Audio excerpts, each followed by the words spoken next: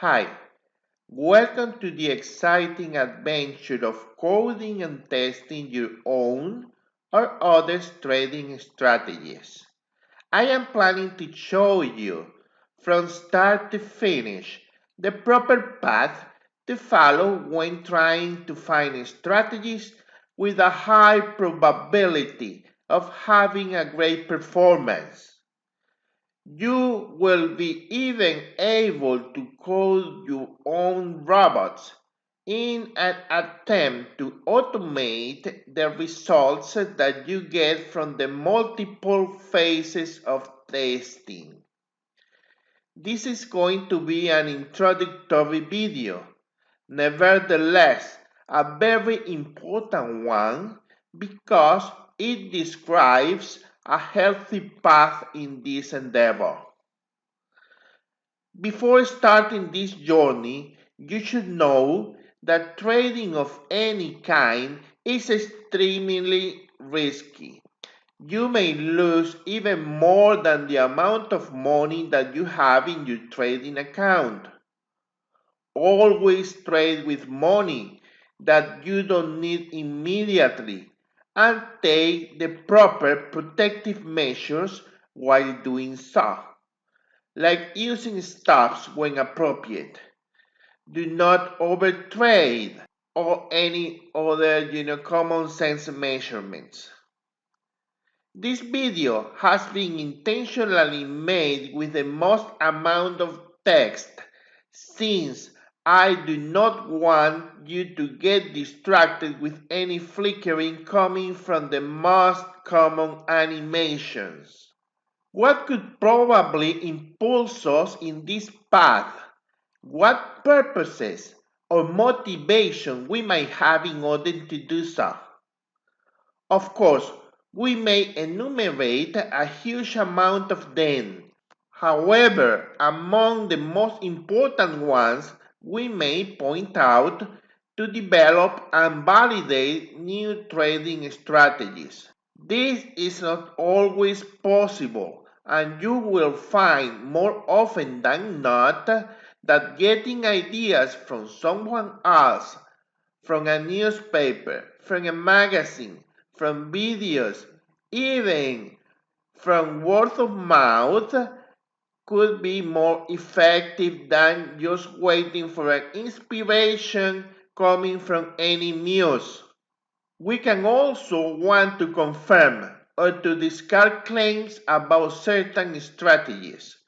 This will be useful when you want to test not only your own ideas, but also the ideas of the many self-proclaimed gurus that you can easily find elsewhere. Last but not least, you may improve the performance of any trading algorithm. But first, a word of advice. I'm not promising you that you will find the holy grail of trading. However, you can be sure that you are going to save the hassle of potentially losing money using faulty strategies and having fun in the process of proving them wrong. Now, let's get familiar with the tool that we want to use at developing and testing our own strategies.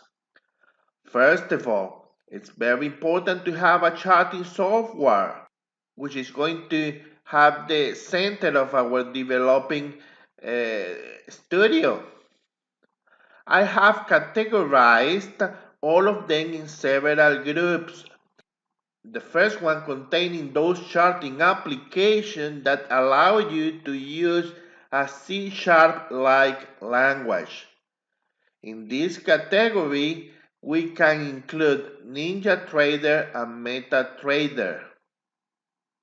Next, those platforms with some sort of meta language, which is often found in the form of a proprietary language, very simple to use yet a powerful one.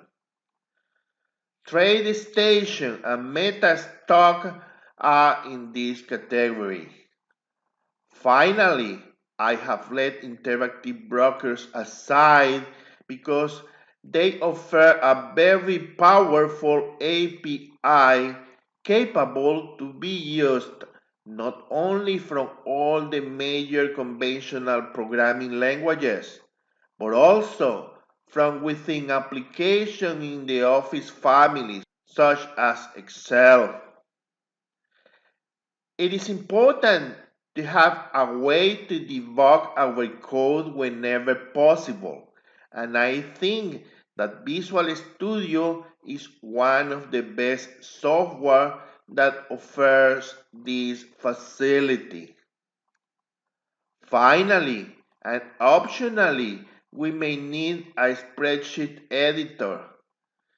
In this sense, either Excel from the Microsoft family or Google Docs will be an equivalent choice here.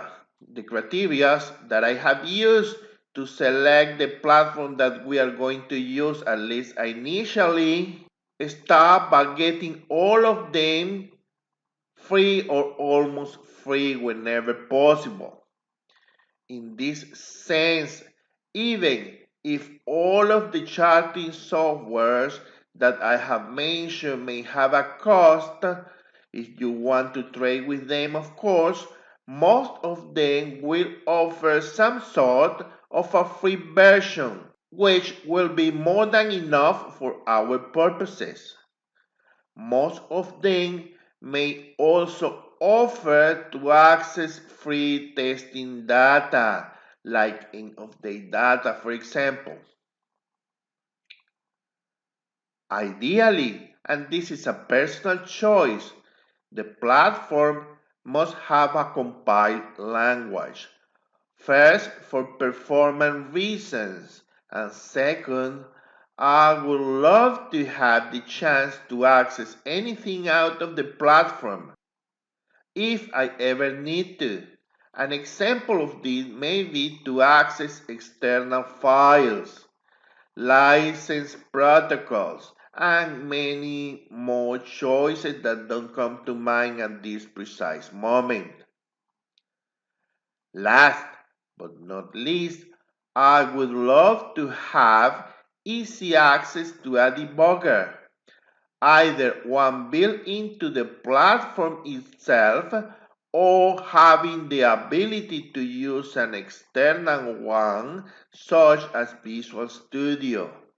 In this order of ideas, my initial choice will be NinjaTrader, with preference in the latest version, that is NinjaTrader 8. It has a built-in editor and an interactive and easy way to connect and use Visual Studio. NinjaTrader 8 can be downloaded from the NinjaTrader website, link in the description of course, and they offer a free simulation account with end-of-day data for free.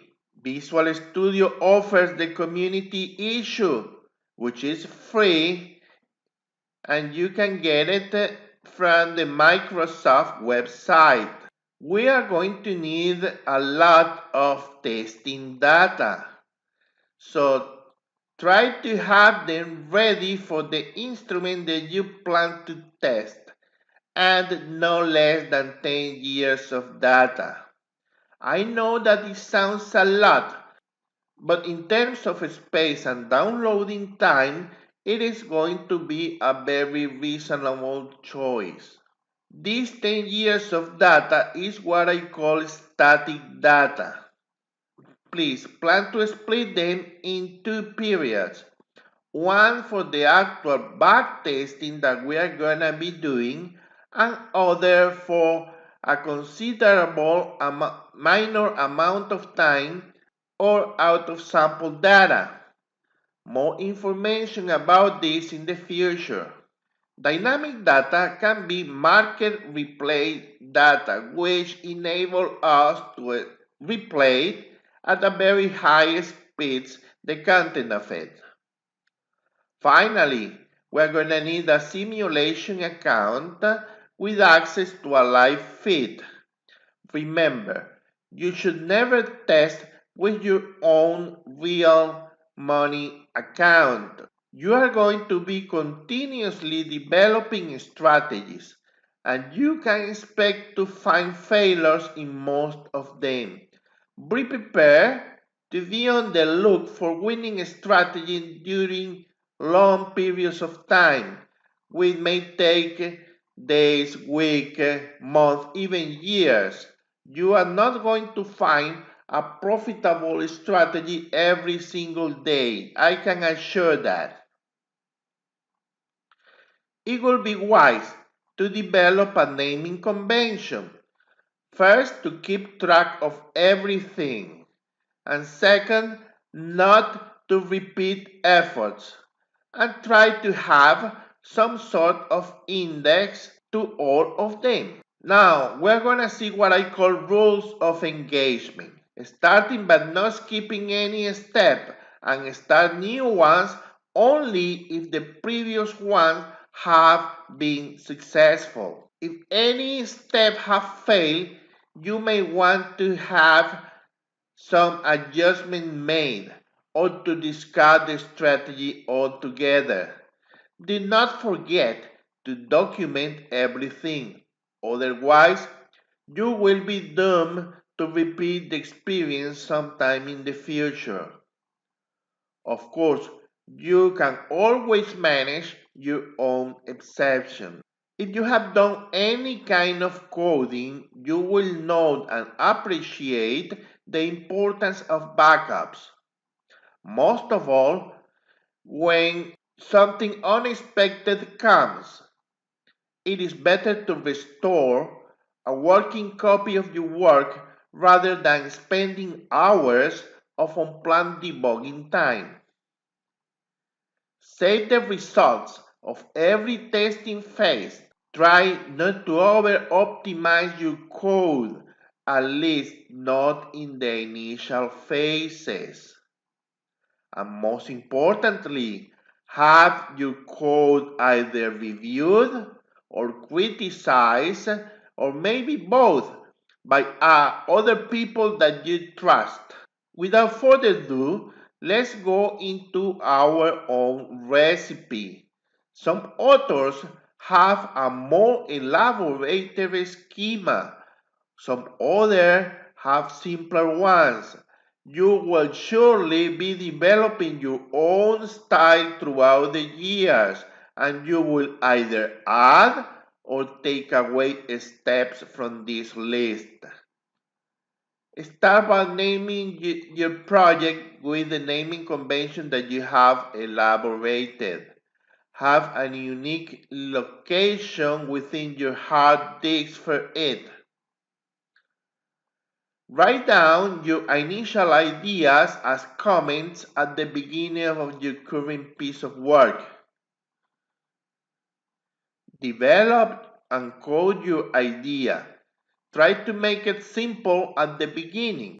Once you have a successful compilation, begin your testing phase. Be sure that your objectives are met. Make any needed adjustment and debug whenever you need. Test in chunks of period of times, going from the smaller ones all the way to your total amount of data. If you have gotten to this point in your testing phase, maybe it is time to set some parameters. Most of all, if you are looking to optimize some of them, which you should do by using the walkthrough method. More about it in future videos. You are going to need to use dynamic data in your testing phase as well. Do not get surprised if you get contradictory results in this phase. Finally, you may want to do some kind of Monte Carlo analysis, which is some way to test the risk of ruin that your strategy may have. This will cover pretty much everything. If you're looking forward to the next steps, please subscribe to my channel. Kindly give me a like and make any comments down below. I will see you in the next video.